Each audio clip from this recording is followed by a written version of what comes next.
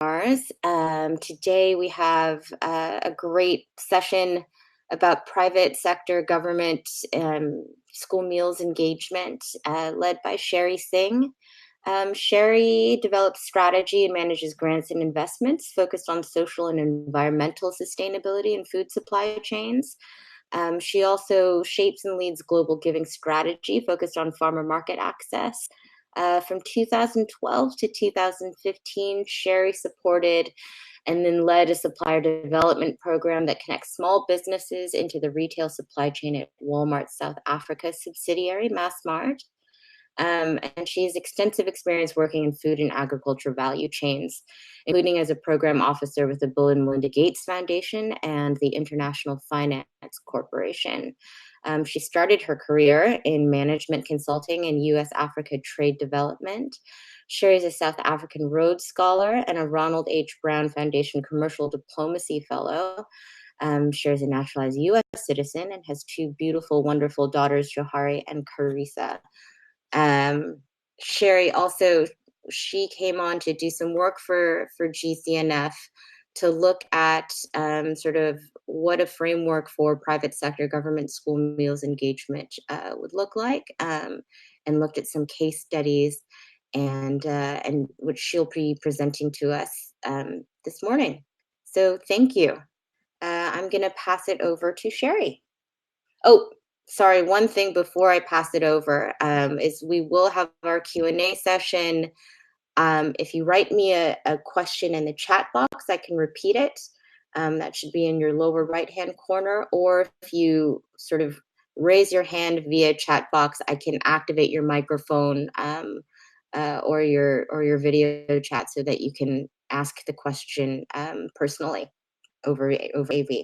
So without further ado, let's get started. Great. Thank you, Jennifer, for the introduction.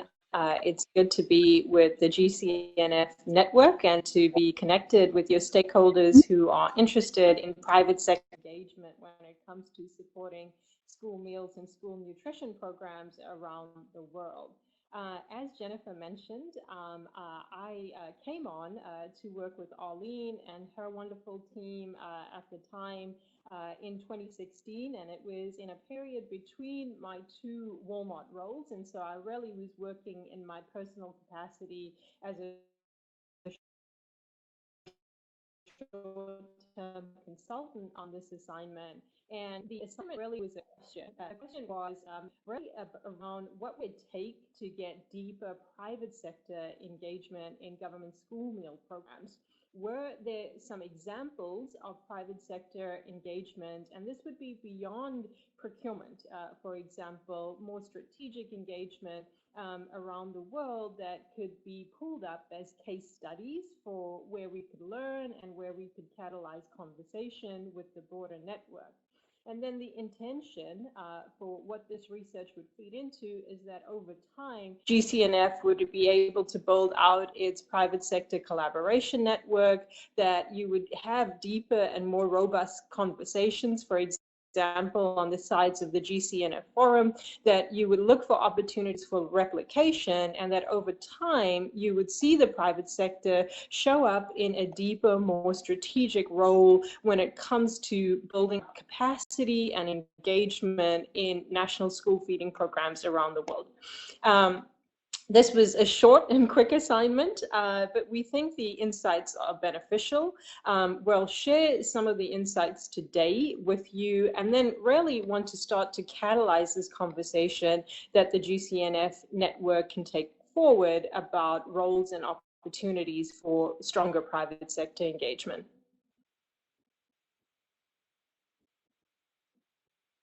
So looking at what were some of our key hypotheses going into this assignment. I alluded to it, the fact that the school nutrition programs have been seen as an area where businesses, be they local, be they international, can supply products into, or maybe even in some instances services when it comes to delivery, storage, logistics, connectivity inspections, for example. And we were really trying to get a click down, as to whether there were deeper opportunities beyond government programs as a sales channel, for example, to look at where there was more strategic intent behind those relationships and how those relationships were then driving the system to be strengthened overall when it comes to outcomes and impact. And so what we found is that, beyond sales channels, that industry can also be stimulated. Governments can stimulate industry through incentives that start to catalyze industry to develop more nutritious products. And so we did, in some of the case studies, find these examples where government had engaged industry where nutritious products maybe were not available in market, and had gone out to look at opportunities for where these could be developed. In many instances, some of what we surfaced, for example, in Nigeria, in West Africa, they would start, government actors, with national companies, or companies where you may have a national institute that has an investment in a company. So they're quasi-private companies where there was more influence and engagement.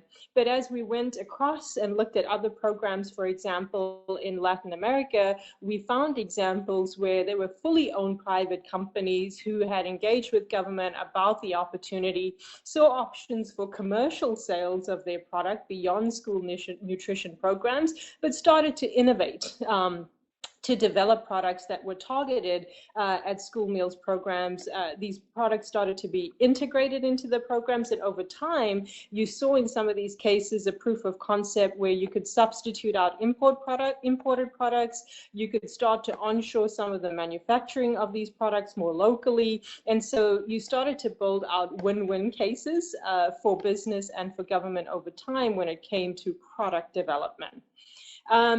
Then we did a deeper click to look at what else beyond now sales to government programs and then development of nutritious products. What else were our hypotheses around barriers and opportunities? And we didn't get far on this, but it is an area that is emerging more and more, which is around the opportunity for local sourcing. This is local sourcing and the push on this opportunity for oftentimes more fresh items, and these items are more difficult to build up the volumes, to build up the sanctity of supply of these volumes, for example, and to pull into supply chains. And so there's often a need for some intermediary structure for processing and for value addition that needs to take place for you to get to truly local inclusive programs over time that can offer more diversity in terms of the food content that's on a plate. So giving you options for fresh content as well as processed and manufactured content when it comes to local supply. So the lowest hanging fruit and opportunity was for manufactured products coming out of the private sector, but there's a need to build out that supply chain, and this is coming from government messaging, domestic programs that are driving around fuller inclusion of local suppliers and making sure that there's diversity in those suppliers over time. And so this is an opportunity where the private sector, along with funders who are engaged in structured demand capacity development, have potential roles to play in building out that supply chain opportunity to help it to become more inclusive over time. We noted too that another area that may be prohibitive and a barrier for more participants coming into these structured engagements with government rested around infrastructure and the ability to supply efficiently at scale and on time. And so that means that fewer players may get into this opportunity over time. But then there are examples in markets that have more regional implementation of school meals programs where you can get to more manageable volumes and size integration when you look at a program where you maybe would engage private sector actors and diverse actors at a state level instead of being able to meet a national requirement, for example. where to start was a question, for the private sector who wants to engage, who wants to understand the opportunity to engage more. Where do you start? How do you know which government department is actually in charge of delivering school meal programs? Sometimes the messaging is segmented and the operations is segmented too. You may have one department that's in charge of setting the guidelines for the nutrient content of meals programs, and then you may have another that is in charge of issuing out the contracts, and another that's in charge of execution, for example. And so how can the governments provide more clarity in terms of where these opportunities rest? How can there be more transparency when opportunities are advertised out, to make it easier for the private sector to navigate the landscape of actors, to understand the requirements, but also to understand where decision-making rights live, and to understand how they could start to engage more in those competitive processes, to be considered as a partner in these programs.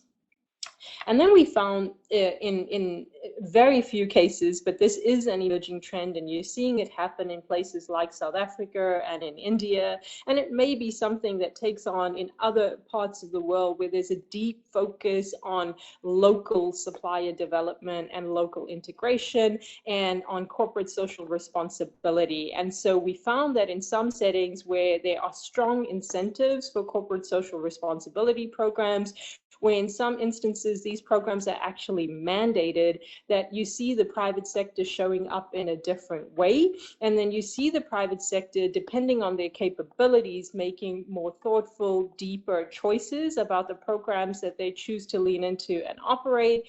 And you see them making commitments over time to execute these in a way that provides a dependable support line and complementarity to government school meal programs where they're making these specific choices to engage.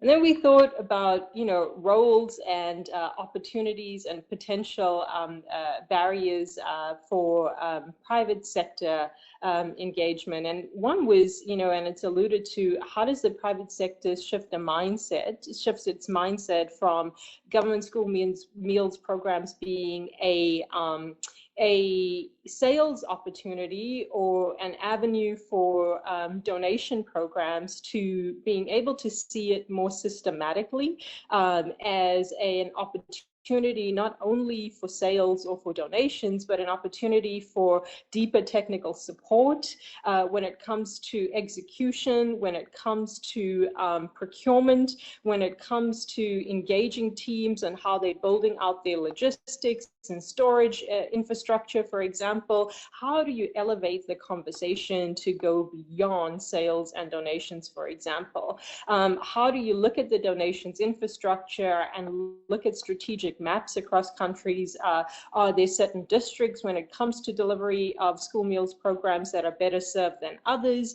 What does it take to get to an elevation towards that conversation, for example? On the CSR contributions, while many of these in the countries where there are incentives for CSR programs are great, the transparency to their progress may be hit or miss, right? Depending on whether these are foundations, like in the case of the Tiger Brands Foundation, where they put out detailed reporting, we may have less visibility to the actual focus, intervention, learning, insights from these programs. And so how do you encourage more sharing across these programs so that you can learn collectively, so that you can look at what different programs are trying, what lessons they've learned, and how do you start to apply those more broadly across a more collaborative effort, for example. And so there's that connectivity between these programs that is often missing. You'll find that there are natural congregant points for where government school meal programs come together, right? Whether that's on a regional basis or whether it's on platforms such as the annual conference that GCNF runs, for example. There are these congregate points where stakeholders come together. What is the parallel congregate point for CSR programs? Is there an opportunity in some of these natural meeting points for governments to start to have deeper programming workshops, understanding and knowledge transfer across CSR programs so that you're building a more strengthened community of practice over time?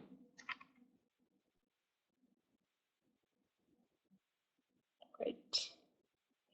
Great. And so again, just surfacing out, what did we find in some of the case studies? As mentioned, we found some direct collaborations between private companies and school meal programs when it came to nutritious product development. And so the Ghana National School Meals Program and Hershey's Company was one example that was surfaced. And then the Guatemala National School Meals Program and Alimentos was also surfaced around product development.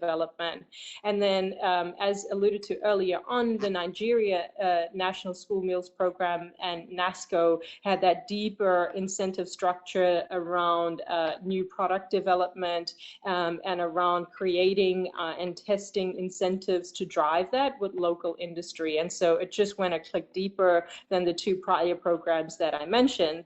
And then we found an interesting case study when it comes to nutritious food development with Partners in Food Solutions, which is a US-based program, I believe incubated by TechnoServe initially, but now fully independent and managed, which really takes on volunteers from food manufacturing industry in North America, pairs them with companies like NASCO Foods or even smaller than a NASCO Foods, for example, and starts to build out their technical capacity to develop nutritious products and to meet the standards and requirements that structured demand off-takers like a government school meals program are going to require if you are going to supply product into those programs and qualify to do so. And so that seemed to be interesting when it comes to local integration, an interesting and very innovative program that has had some longevity in the market. So something's got to be working really well with that program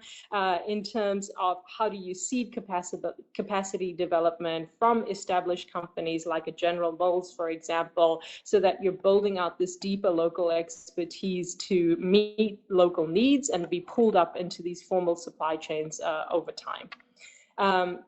And then there were two cases, and one that we'll go into detail with today around CSR in the case of the Tiger Brands Foundation, and then private foundation support for school nutrition programs in the case of the Walmart Foundation and its historical programs around school breakfast and after-school meal programs in Canada and the United States, for example.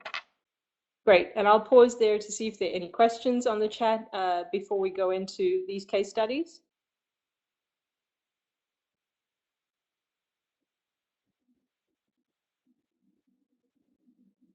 Okay, great, we'll keep going.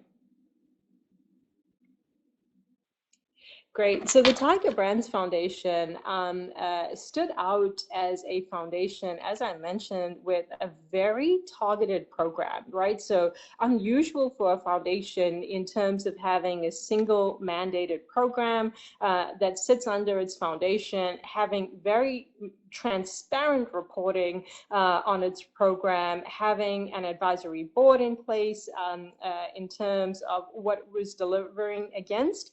And so we thought this was one that was worth emphasizing. It was one that was worth pulling up and sharing more broadly across the network to see how they could start to transfer learnings out and start to also maybe inspire others to take on this work or showcase similar work that they may be doing in this regard. And so Tiger Brands has a memorandum of understanding with the South African Department of Basic Education on its National School Nutrition Program. And so what they do is some complementary implementation around that program. So they reach a subset of schools, and they are very transparent about this being a subset set of schools that are complementary to the broader reach that the National School Program has.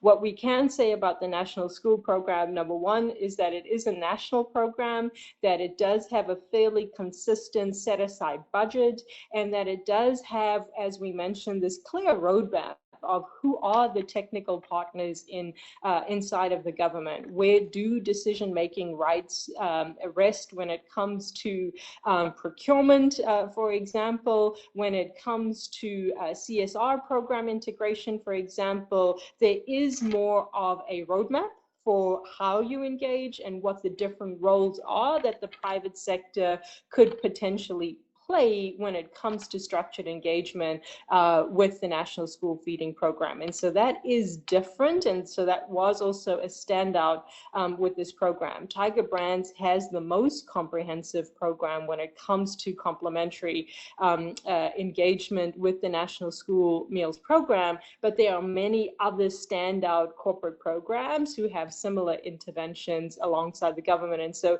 something is working there when it comes to transparency and when it comes to on-ramps for how you could possibly engage. We would assume, although this is to be interrogated and to be understood in a little bit more depth with the South African counterparts, that there is a needs assessment, and so you're driving the private sector complementary support into maybe more difficult to reach nodes, or into nodes where there are higher nutrition needs, for example, than others. And so you want to make sure that if it's going to be complementary to the National School Program, that it is targeted and that you're using data and insights to drive where you're targeting that complementary support and why.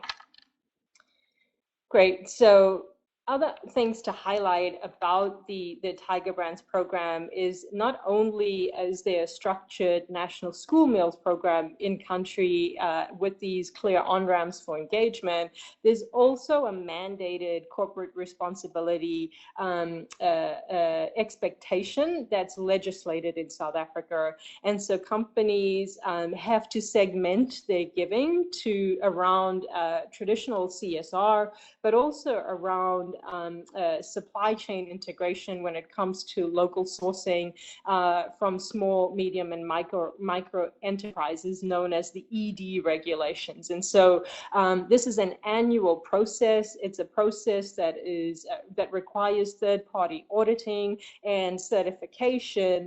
And if you meet these requirements, you also then get a badge in the country where you have levels of contribution.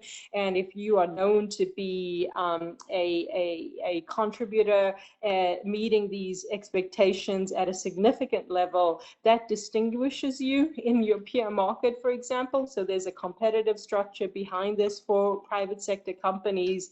It also, leaning back into procurement, if you do really well at meeting your CSR and your ED requirements, for example, enterprise development requirements, for example, you may stand out when it comes to some of these competitive bids on who gets procurement, for example.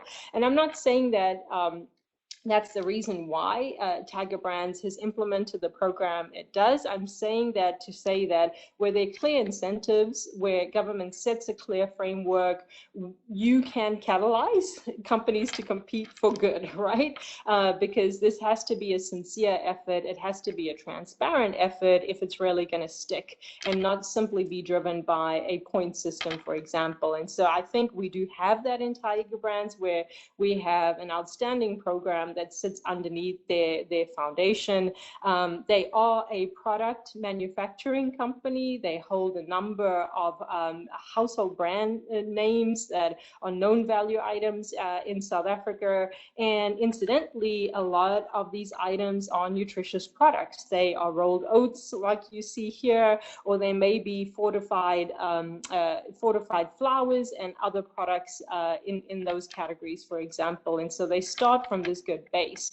what you see in their assessment around why they chose school meals is that it has that strong alignment to their positioning as a manufacturing company, but also an alignment around the nutritious products that they produce, whether those span breakfast products, for example, or all the way through to lunch and after school meals program, after school items, for example, that you'd include in take home items. If that's part of your school meals program, they have a broad ambit of products that can meet those needs. So you can see there's an incentive around really generating brand affinity when it comes to engagement with communities, but at the same time delivering nutritious quality food to children and families. They have been running this program for a long time, since 2011, for example. They were helping to address a need, moving away from a single meal a day in the schools that they are serving to being able to support government to provide up to 2 meals. So this is a big add in terms of being able to add breakfast with this complementary support. And so this is an unlock for private foundations. And you see this in the Walmart Foundation example as well, is that in some instances, you don't have a proof of concept around a breakfast program, for example. Government budgets may be stretched very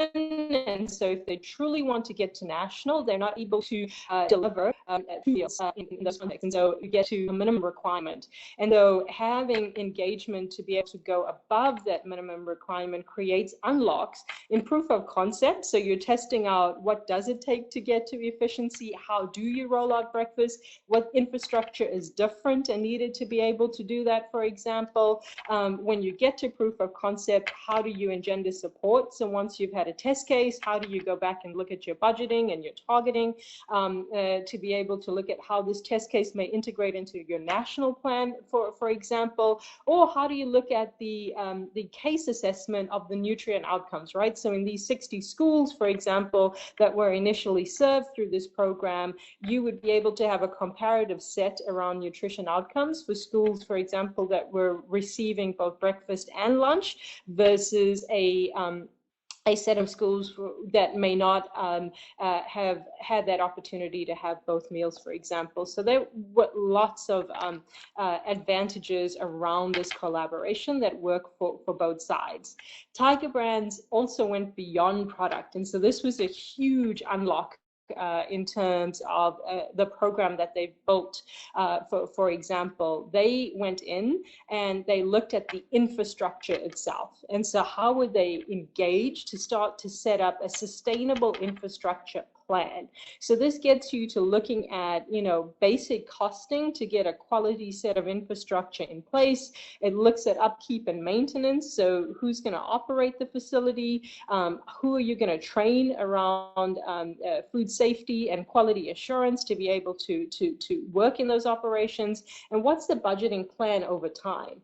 How do you have deep engagement with the schools themselves to drive ownership and participation in the infrastructure? And how do you then learn to scale that, to learn lessons around taking that out and scaling it out, for example? So if a school, for example, couldn't benefit through a direct donation, at least you can create transparency to the startup costs. You can create transparency maybe to some of your vendors that you've used in terms of known and trusted vendors. And so you create a pathway where others can take the model and help to scale it over time, even if you may not be able to directly fund that through charitable contributions over the long term.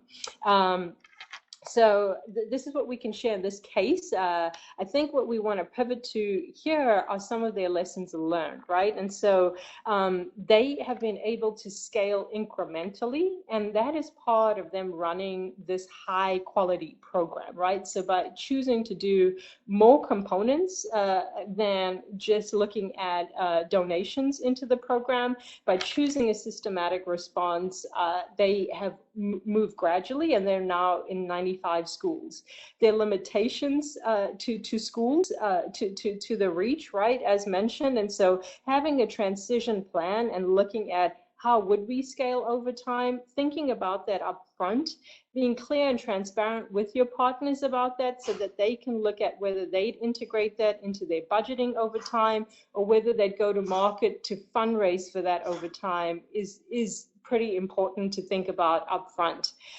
They also looked at some other constraints that exist in the market around electricity supply, for example, and how do you ensure that you are also planning for the natural ecosystem that you live in, right? So you've got to customize your products, etc., based on the availability of base inputs that exist in these communities. And so they mentioned gas here, which means that oftentimes then where they don't have access to electricity or where it's disruptive, for example, that you need to have a secondary plan, especially if you're delivering products that need storage or refrigeration in these times. And then, they were very innovative when it came to monitoring and evaluation in terms of even integrating digital tools for schools to be able to do recording and auto push information back into their main office to where they could run strong M&E across the program. But that does require, as we know in all M&E programs, consistent training, consistent engagement to make sure that your data set is robust and that when you're reporting outcomes that you actually are working off a credible fact base. Great, I'm going to pause here because it looks like there's some questions in the chat room.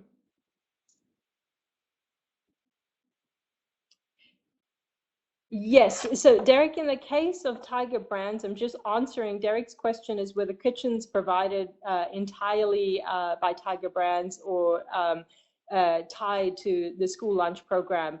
From what we've read, these are non-subsidized by the school meals program. They actually are supplied by Tiger Brands, so it's part of their donation. And it's the infrastructure that they see as maintaining the program over time. What's interesting is that the government also then, through their fully delivered programs, if they are also doing lunch in the school, gets to utilize this infrastructure as well. And so it serves both programs. So that's what I understand. And this is part of why they're saying that it is a limitation for scaling. I know of other programs who have done similar installations of kitchen infrastructure. For example, there's a question of equity in terms of which schools are selected to get these versus not. So how do you make sure you're meeting need, for example? There is a question on how do you scale this and make sure that maybe schools can start to look at what own budgeting would look like if they wanted to slowly build out this infrastructure over time on their own. So what does that type of capacity development and support look like to where schools can maybe finance this infrastructure or do the slow build out, for example?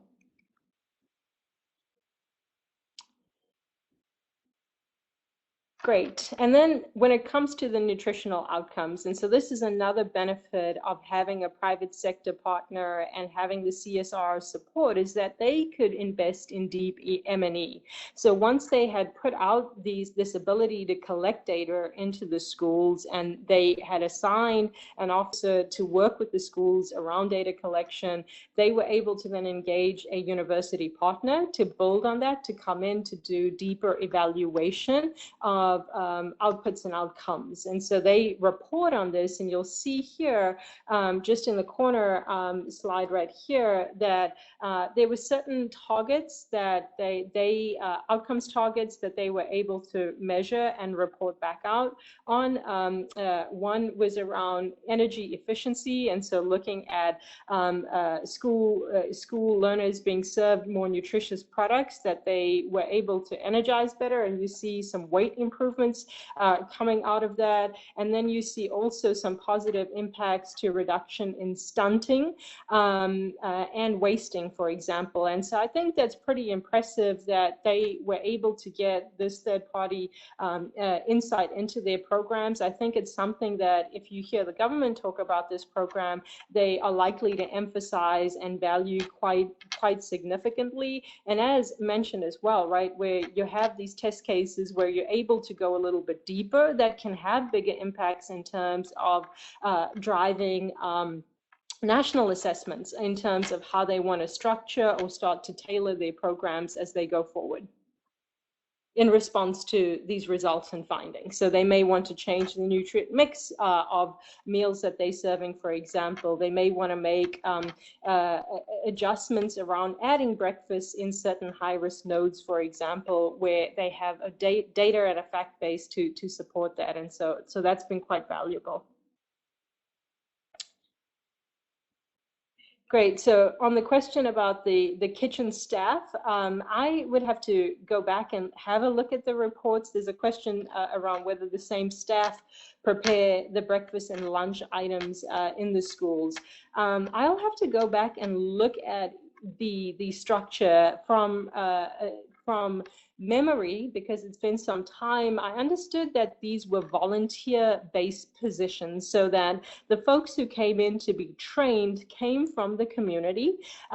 Having volunteers from the community is also part of building trust in terms of getting children to enlist and show up to the programs, for example, and completely volunteer-based, because having a paid system would add a cost to a paid labor system would add a cost to the program that maybe wouldn't be sustainable over time.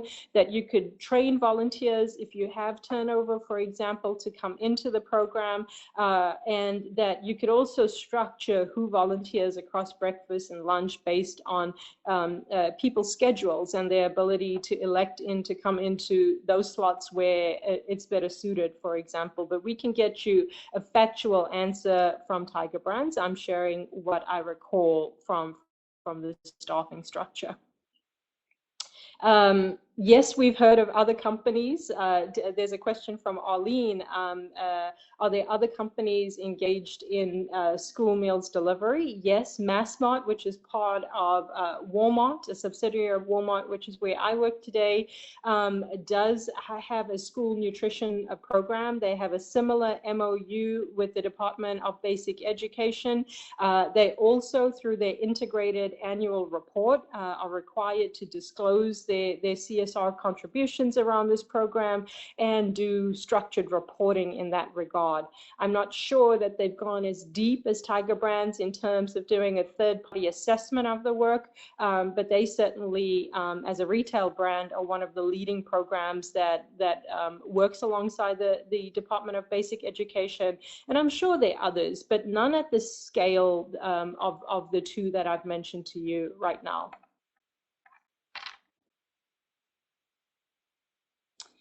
Great. And then we will touch now quickly, because I want to open it up to any questions over the microphone that people may have.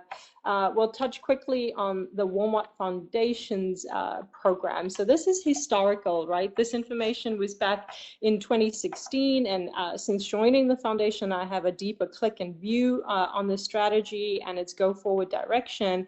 But the Walmart Foundation is a private US-based foundation, and it has had a community program focused historically on hunger and healthy eating in the United States for several years. And this program had a major goal, which was to provide 4 billion meals to individuals in need by 2020. The program has met its goal around meal delivery and has also had a readout with its grantees and its stakeholders around the pathway to attaining the goal and the lessons learned in the process to get there. There were two parts to this program. One was donations. So we've touched on donations, and this is really product donations that were going into networks such as Feeding America's national network, and then its sub-network with food banks around the country, for example. And so that was around access to meals. And there was a click down in that in terms of looking at the nutrient quality of those meals and building out the infrastructure and capacity to include fresh produce. And so it was through the complementary funding from the foundation, you saw some strategic investments around infrastructure, around customization, around capacity development of the food banking network, for example, to start to absorb and deliver to their beneficiaries more diverse sets of products, for example. And so you had the parallel tracks of donations as well as capacity building, infrastructure enhancement that came together to deliver to deliver against this goal. But strategically, there was also an assessment into pockets that may be more deeply underserved than others. And there was an assessment of gaps around school nutrition programs, for example. And so there was a focus during this period of getting towards this goal on after school meals programs delivery, on breakfast in the classroom, for example. And the foundation did work with the strategic set of grantees, the YMCA being one of those, to build out the proof of concept, the capacity, and the infrastructure to meet those gaps that were assessed at the time. As I understand this, as the sector has moved to more inclusivity when it comes to school breakfast, when it comes to breakfast in the classroom, the role of the private foundation in creating those nudges or filling those gaps became less needed or less relevant as others were able to take that work forward. And you've seen now a pivot in the strategy, which I'll get to in a next slide. Similarly to the work that was done in the United States, it was a complementary program where the Walmart Foundation had a long-term support into the breakfast clubs of Canada, for example, to start to activate breakfast delivery across a number of schools in Canada to help BCC build out its capacity, its infrastructure, its networks, for example. And that program has also since transitioned as of 2017 for example, but it was a long-standing partnership, and it is a partnership that would have left Breakfast Clubs of Canada with capacity to expand and engage new partners, for example, to drive continuity over time. And so I'm highlighting these two as, private sector. Let's dive into the lessons and we'll talk about these highlights. That where you have a stated private goal, that having a goal, if you don't have the CSR mandates that we were diving into, sometimes a goal, and when that's a big goal and a bold goal, can incentivize collaboration with multiple sets of stakeholders. It really puts you at the drawing board at looking at pathways to how you're going to define your goal, how you're going to get to reach, making sure that you're reaching the right nodes, for example, with the right products and the right support, for example, and looking at the fact that you truly are being additive, right, in terms of your engagement and support. But something that we need to keep in mind, whether it's with CSR programs or whether it's with foundations, is that there is a shift across the sector to be less outputs driven and to be taking more systematic approaches when it comes to deeper pivots, right, in the strategy, in the work around adjustments that need to be made, maybe at a policy level, maybe at an institutional level, to drive inclusivity and access over time. And this is across all strategies in philanthropy that you're seeing this system-oriented pivot.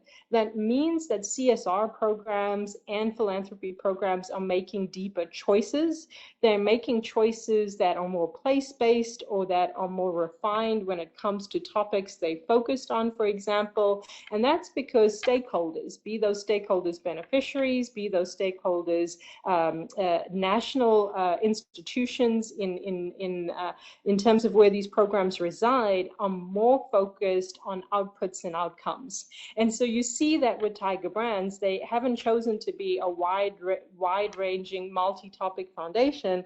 They have chosen to go deep on one strategic CSR program that they can problem solve against over time, extract lessons, engage in the deep M&E like you're seeing with the University of Johannesburg, for example, and start to report on how their program is helping to transform the system around school meals delivery over time. And so that's something that I just want to highlight here.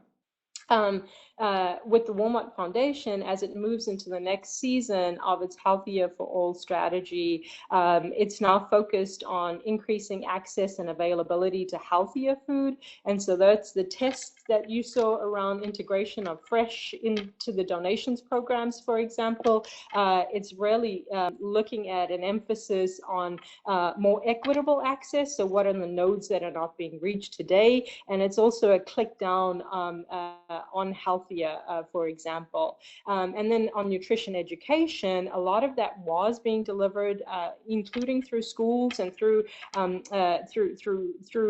of the key strategic partners that were part of the portfolio in the past. As that goes forward, a lot of these passport partners will be caught up in that. It is around building the confidence to eat healthier. It is around integration of new technology. It is around smart nudges so that you're creating access, but you're also creating knowledge in terms of how to use products that may be new in the distribution set, for example, to understand the nutrient value of these products, to make them exciting and interesting to children and families, for example. And you are more than welcome to look at some of the deeper clicks on this strategy and the programs that are being supported under it as it goes forward at the walmart.org website. Great.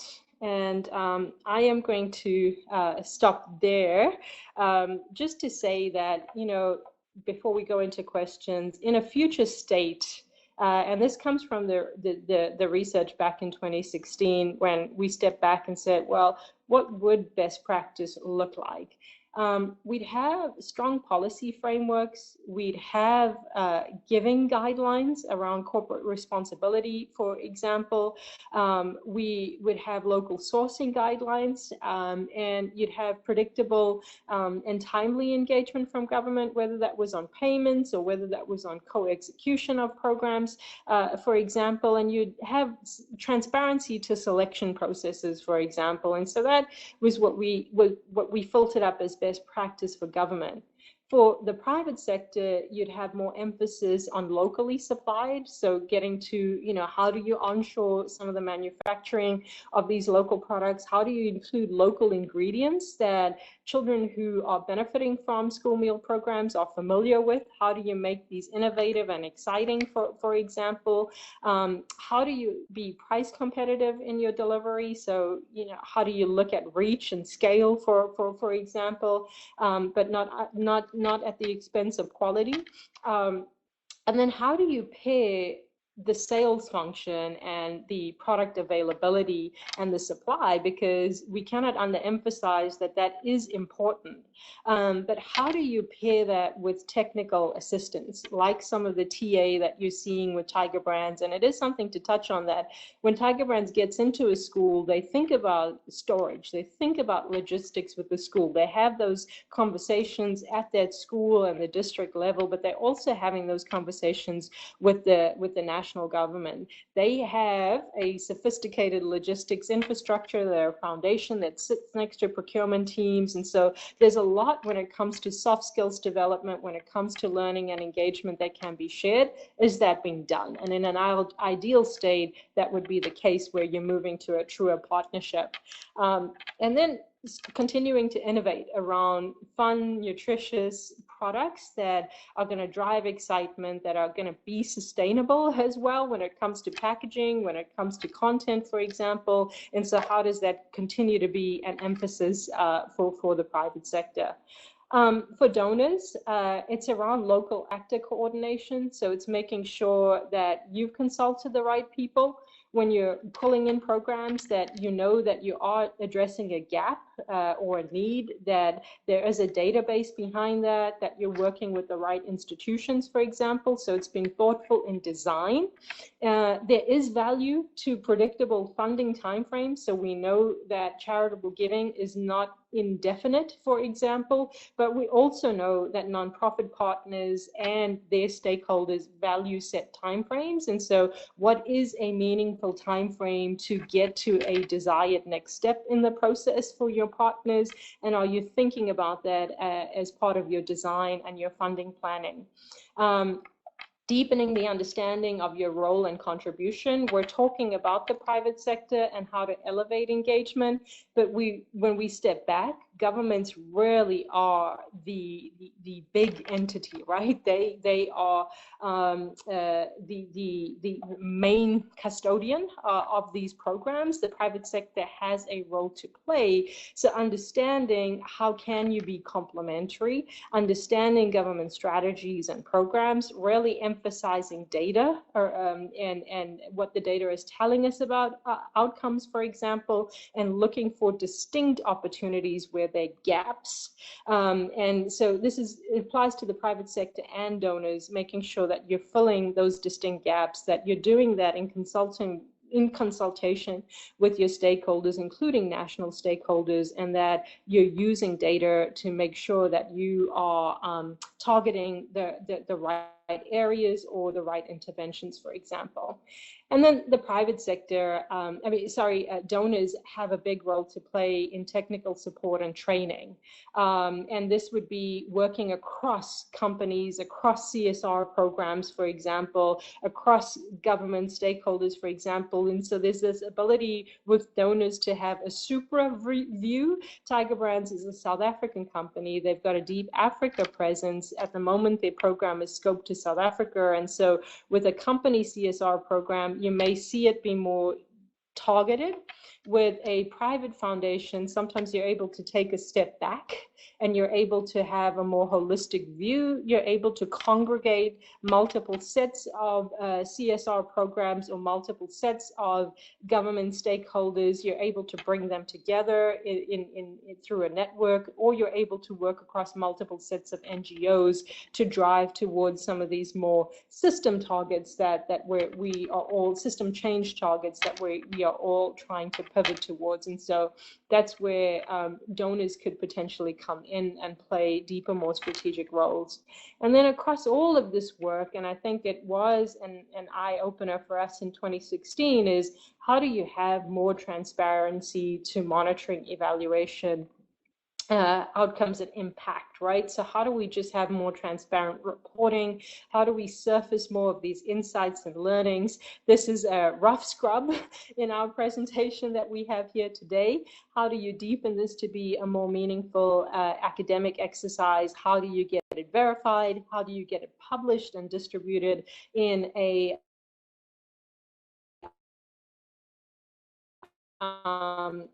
more structured way, so that we can all learn faster and move quicker together to ensure increased access and deeper impact across our global school meals programs.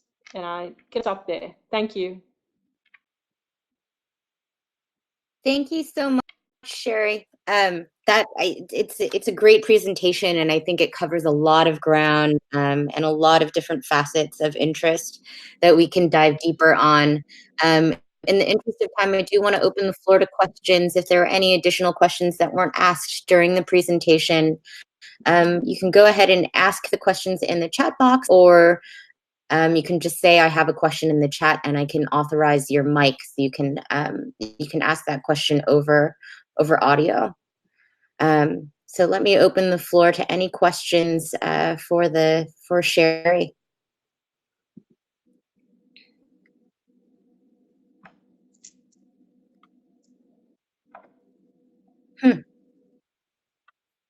People are thinking.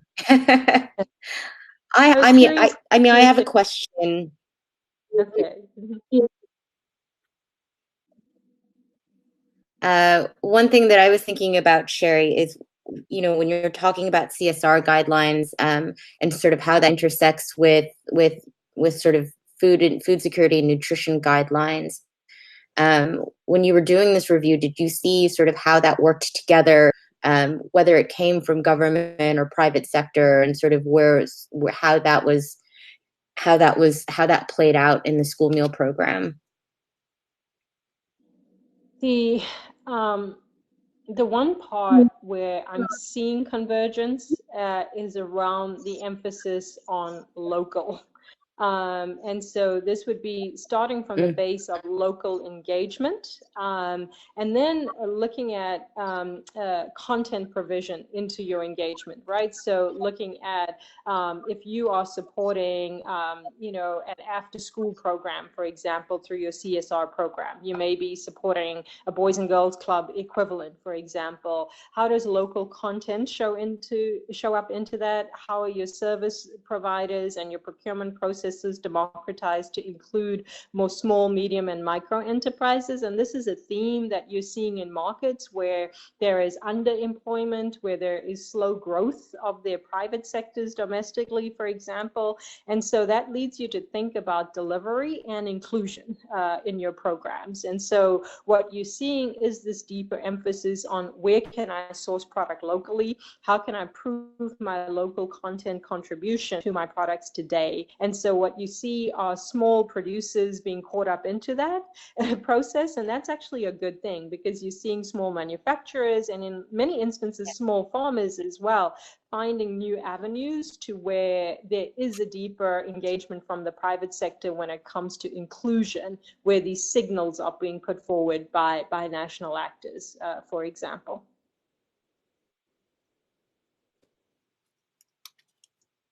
great. Thank you. Let's see. Are there any other questions from our participants? I know it's a bit it's reaching the end of the hour.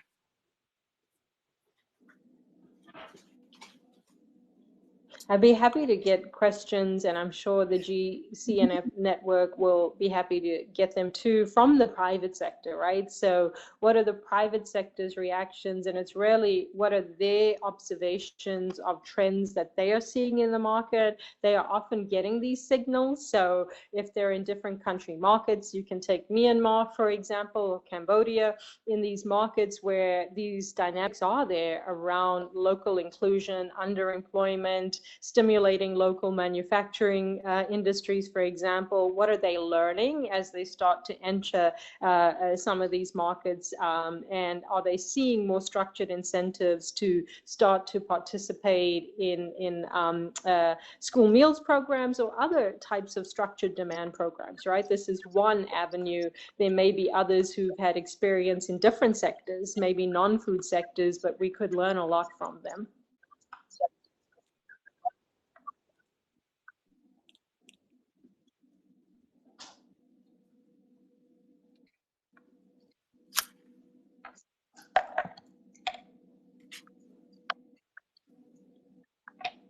Well, all right. If there aren't any more questions, I guess we may close the session today. I know that a lot of people are quite busy. We did record the session, and we'll be sharing it, and providing it to you, and we'll share it more broadly, and we hope that you do as well. Thank you for everyone who joined us, and thank you, of course, to Sherry for taking a time out of your very busy schedule to lead this conversation with us. And if there are any questions, please send them to me, and we can continue this conversation offline, and hopefully at the forum. So thank you again, Sherry. Thank you.